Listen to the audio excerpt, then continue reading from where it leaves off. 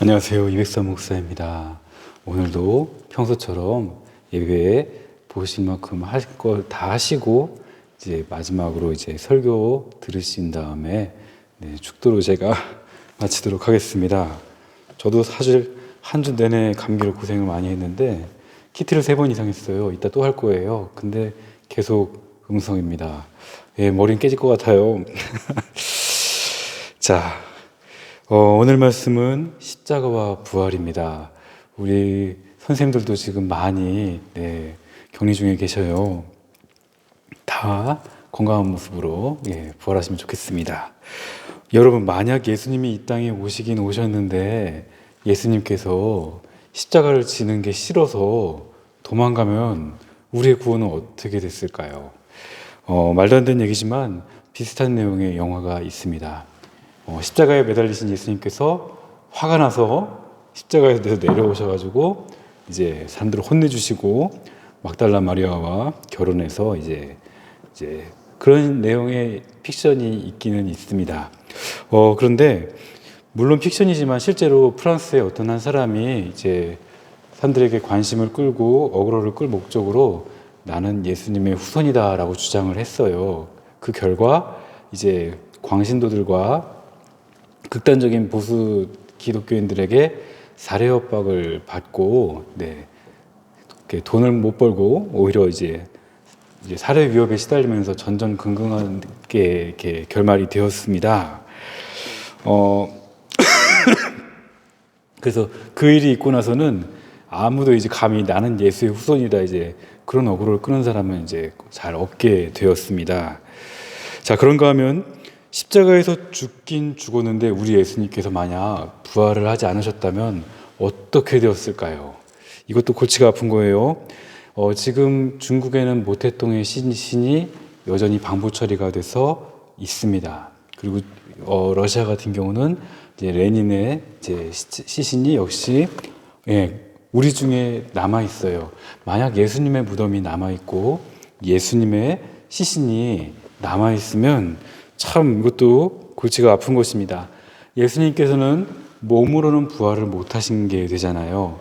예수님께서 부활하셔서 빈 무덤인 것을 증언하는 증언이 있음에도 불구하고 예수님의 부활은 온전하지 않다. 그래서 우리 교주님이 오셔서 온전한 부활을 이루신다. 이런 이단들이 참 많거든요. 그런데 만약 예수님의 신이 혹시라도 무덤에 우리 가운데 있게 되면은 그런 이단들이 차고 넘칠 거예요. 다행히 예수님께서 우리처럼 몸으로 부활을 하셨습니다.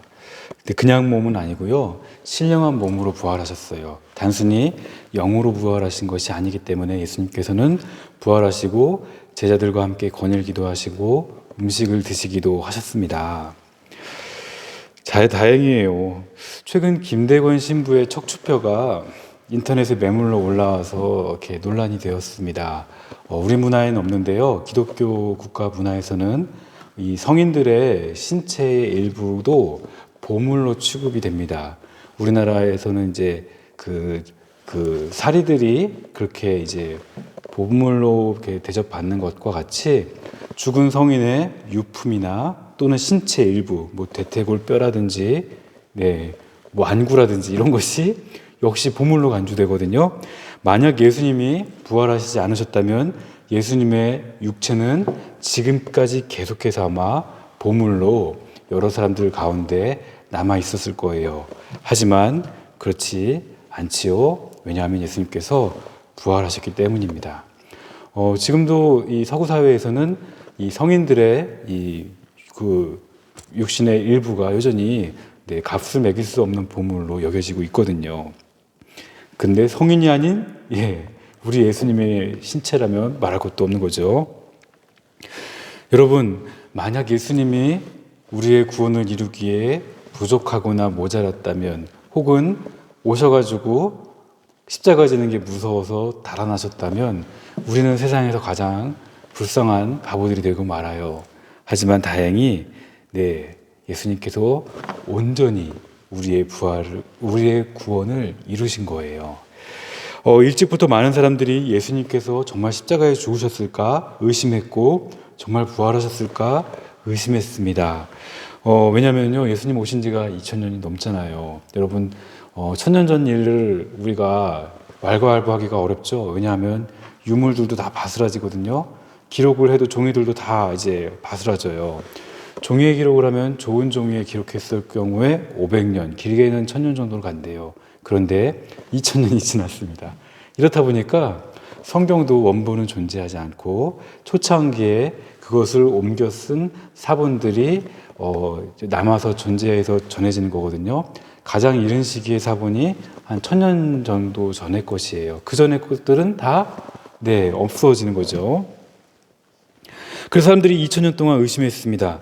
야, 사실 예수님 안 오셨는데 쇼한 거 아니냐부터 해가지고 사실은 예수님이 쌍둥이셔가지고 한 예수님이 십자가에 달려 죽는 동안 다른 예수님이 숨어 있다가 부활한 척 한 거 아니냐. 하여튼 온갖 기상천외한 이야기들로 예수님의 부활을 십자가 지심을 의심하고 부인했습니다. 예수님은 십자가형을 당하신 적이 없다. 그렇게 얘기하는 사람들도 있어요. 여러분 어떻게 생각하세요? 이런 사람들 의견은 간단해요. 증거 있냐 이거예요. 예수님 못 박았던 못이 있냐? 나무가 남아있냐? 아무것도 없지 않느냐면서 이 무지를 교묘하게 이용해서 무책임하게 우리 예수님의 십자가 사건을 부인합니다. 그런데요, 예수님 태어나기 전에도 십자가형이 존재했습니다. 그래서 예수님 태어나는 그 즈음에 로마가 무려 500명 가까운 사람들을 길에다가 쭉 펼쳐놓고 처형한 기록이 있습니다. 그러므로 죄다 거짓말이에요. 예수님 간에서 거짓말이 무성해서 사실은 우리가 얼마든지 의심하려고 하면 끝이 없어요. 그럼에도 불구하고 왜 이 세상을 창조한 절대자, 초월자가 2000년 전에 굳이 사람으로 왔을까? 이것은 여전히 많은 사람들에게 어렵고 이상한 신비였습니다. 믿기가 어려운 거예요. 왜 하필 로마 사람이 아니라 피정복민인 유대인으로 태어나셨을까요? 의구심은 끝도 없습니다.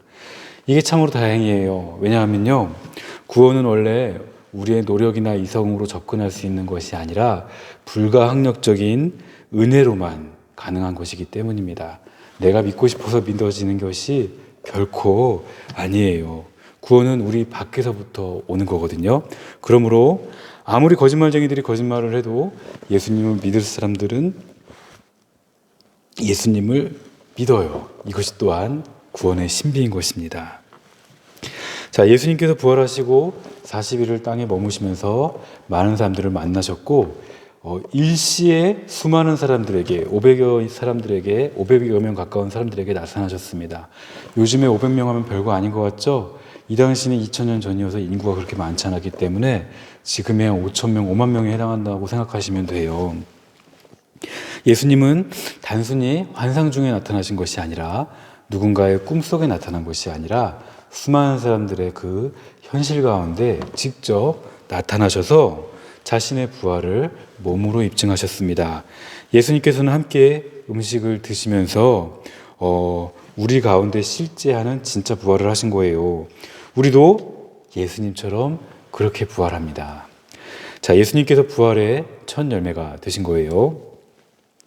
오늘 요절 말씀 한 절에 우리 기독교의 핵심이 다 들어 있습니다.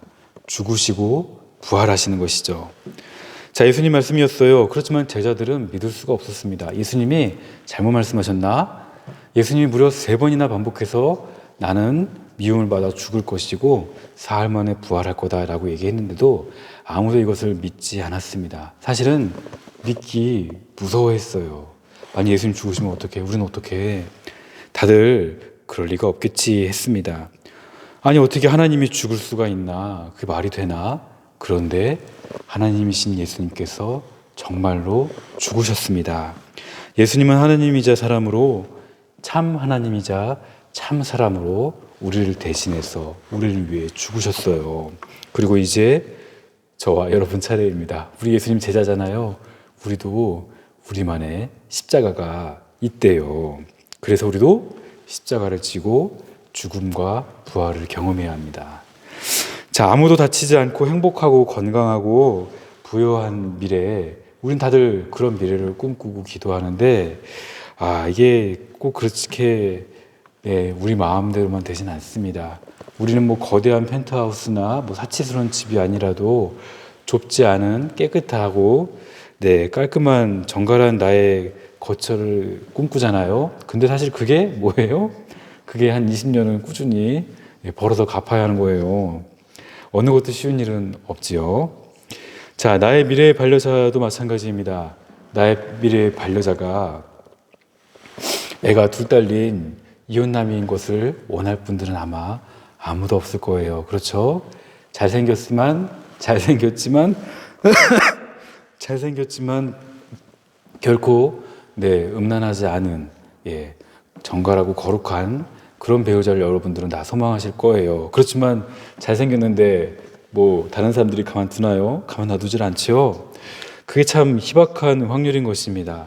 회사에 입사하길 그렇게 간절히 꿈꾸는데 막상 회사에 입사하면 첫날부터 퇴폐적인 노래방 가고 유흥업소를 안 갈 수가 없어요. 직종에 따라서는 365일 내내 술을 마시면서 접대를 해야 되는 일들도 있습니다. 그런데 내 전공이 또 그쪽이면 안 할 수가 없는 거죠.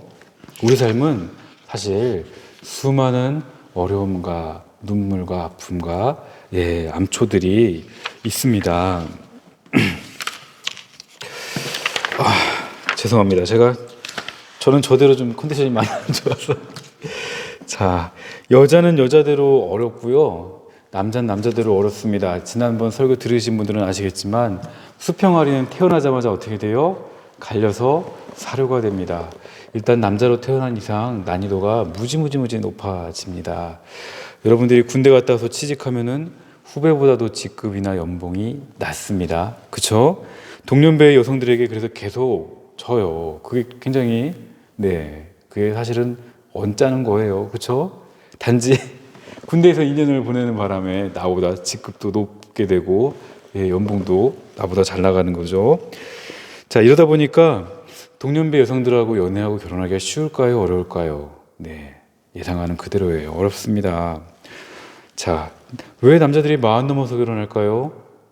왜냐하면 갖추지 않으면 여자들이 결혼해주지 않거든요. 그렇다 보니까 이거저거 갖추다 보니까 나이를 먹는 거예요. 우리 다들 일찍 가고 싶죠, 마음은. 그게 내 마음대로 되지 않는 것입니다. 현실이란 건 참 어그러지고 슬프고 아파요. 그리고 우리의 신앙은 막연히 모든 것이 완벽한 공상이 아닌 어그러지고 어렵고 아프고 슬픈 그 절대 절망의 현실에서 시작합니다. 우리는 예수님처럼 예수님과 같이 부활합니다. 이때 영만 부활하는 것이 아니라 우리의 썩을 몸이 예수님처럼 부활한다고 앞서 말씀드렸습니다. 신령한 몸을 입는 거예요.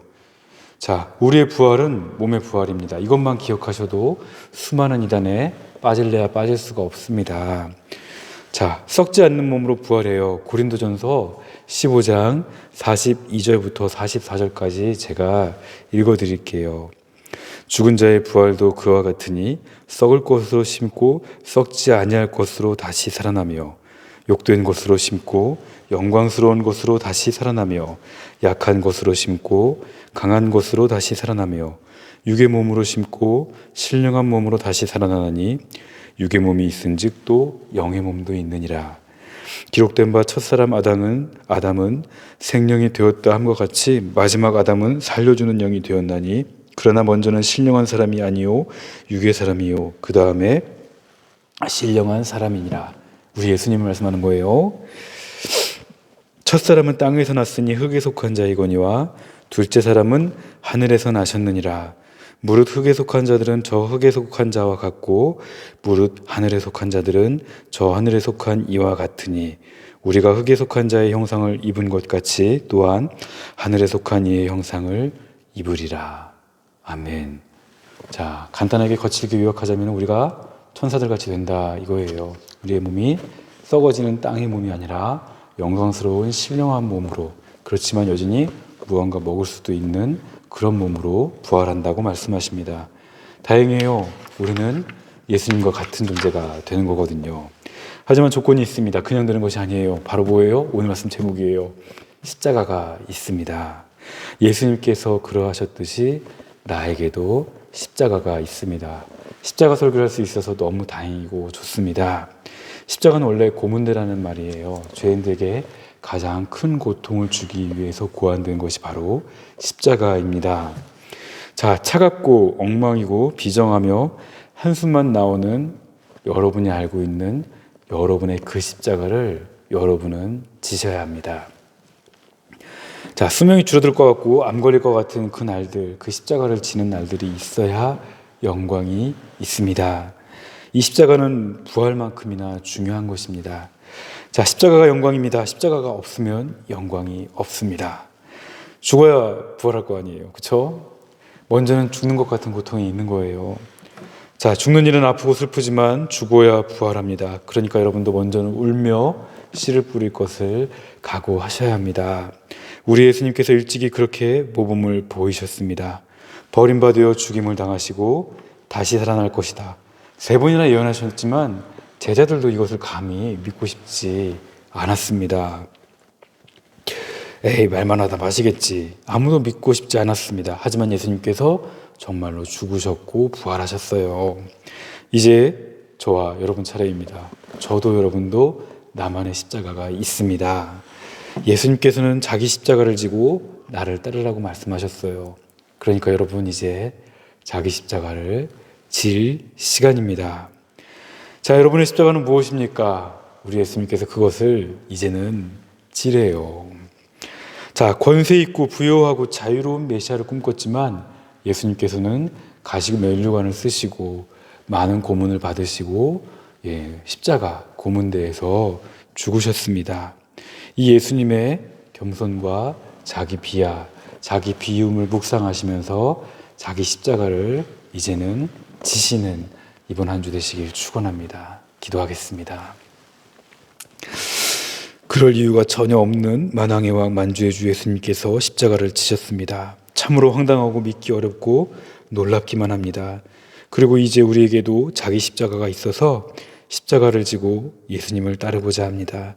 이 좁은 길에서 달아나지 아니하고 우리를 견인하시어 마침내 영광으로 부활로 인도하여 주옵소서. 예수님의 이름으로 기도드립니다. 아멘.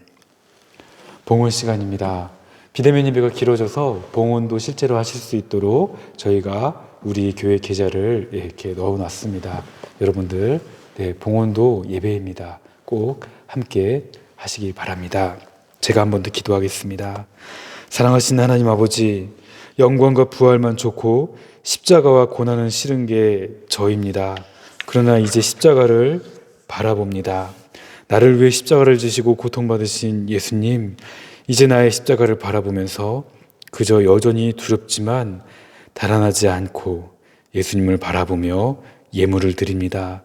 무너진 그 관계들과 용서하기 싫은 그 사람들과 내가 손해보고 속이 쓰린 그 십자가를 질 때 나를 사용하시어 하나님 나라 이루어 주옵소서.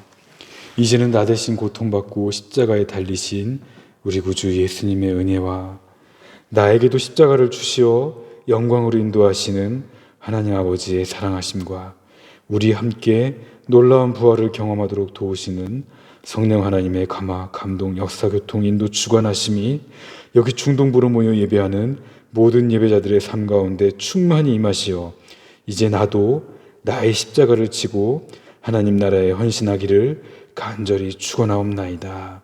아멘. 네, 사순절 5째 주일입니다. 이제 곧 종료주일, 고난주일이지요. 여러분들 그동안 고생하셨습니다. 남은 날들 또한 예수님 묵상하시면서 자기 십자가를 지는 귀한 우리 예배자 되시기 바랍니다.